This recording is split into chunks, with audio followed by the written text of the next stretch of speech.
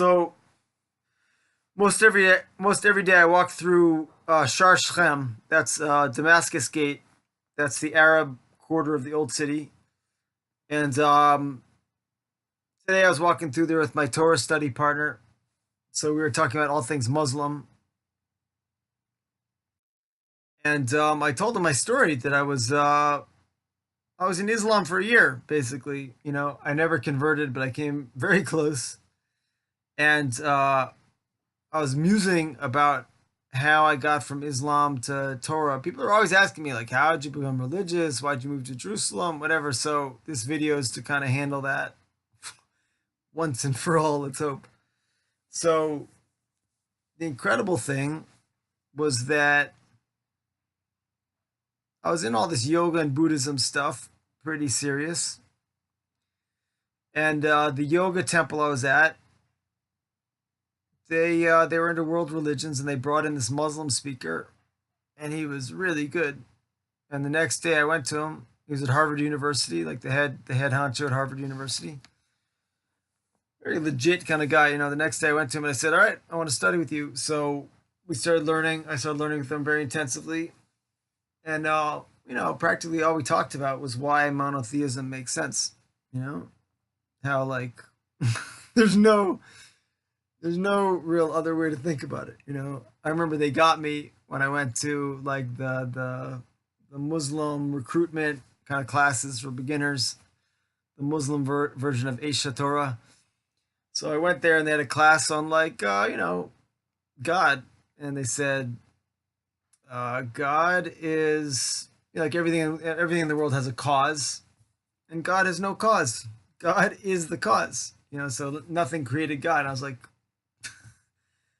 there's no other way to think about it. Just the only thing that makes sense. God is the only thing that has no cause. So so he just talked to me week after week about monotheism, and I was into all this Eastern stuff, mantras and bowing to statues and all this craziness, and he just drilled it into me until I finally it's like a boxer getting you up against the ropes, and they keep hitting you, they keep hitting you, and finally you just go down. So I went down, but contrary to his plans, I didn't convert. Instead, once I was down, once I like basically was forced to accept monotheism, I said, well, yeah, I might as well just do the Jewish thing that I grew up in. I grew up in Reform.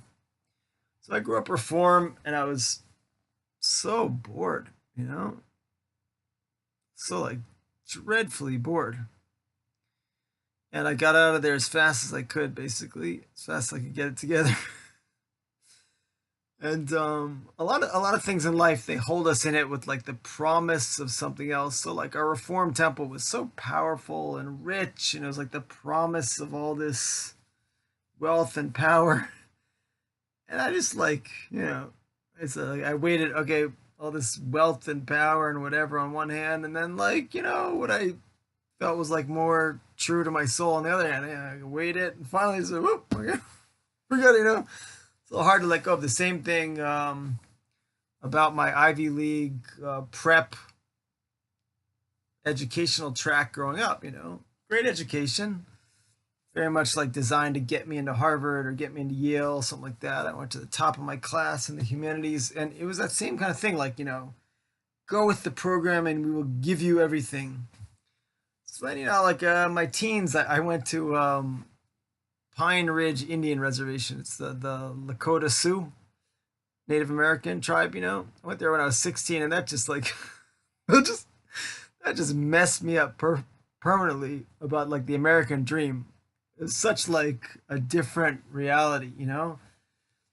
And I was on one of these education trips, and luckily, it was like you go during your high school years and you get a college credit. You do like a summer program and you earn a whole college credit or something for the future. And so luckily for me, the program fell apart when I was on it. There was like some kind of conflict and dispute.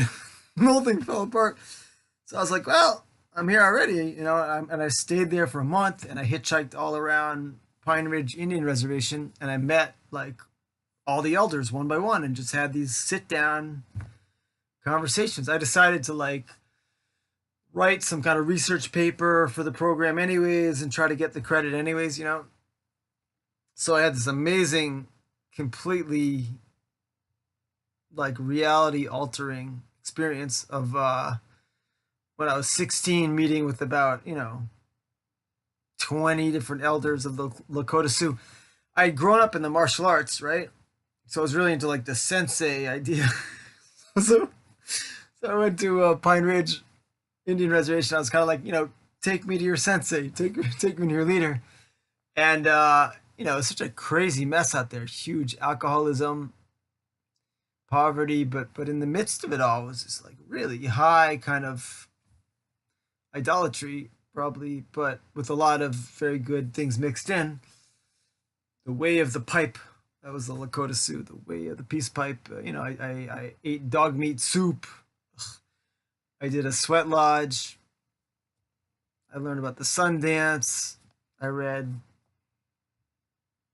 John Fire's books, man, heavy duty stuff, shamanism, you know. So anyhow, that like derailed me from the American thing. You know, I came back to Lexington, Massachusetts, like I just couldn't quite like get into the whole Ivy League track quite like I was designed. You know, I started to derail. And so that like, you know, got me into from that I found Buddhism and Hinduism and all this, some kind of like, you know, it's not so much Native American stuff in America, but you know, the yoga, the Buddhism is very pervasive. So anyhow, so I was at this, you know, I was at this Hindu later in life. I was at this Hindu yoga temple, real serious kind of place. And they brought in this Muslim speaker. It's kind of like they led me to Islam, and Islam led me to Torah. You know, such a crazy destiny. Um, so yeah, but I learned today that an atheist is, even in the Torah world, it's considered worse than an idolater, worse than someone who worships idols. Why? I guess the atheist, like a cynic, you know, they don't, they're not devoted to anything, right? It's kind of like better to be devoted to something that's evil than, you know, better to be devoted to like a false god than to no god. I guess that's the idea. I was surprised I didn't really, but then when I thought about it, oh, that totally makes sense, you know. So yeah, the Torah is for all people, and non-Jews too. You have a place in the Torah. You don't have to convert. It's just like a certain holiness. And yeah. All right, so that was my little ditty. And please be in touch. You can call me 24 hours a day. And yeah, we should all go to holiness and do the right thing. Okay, bye.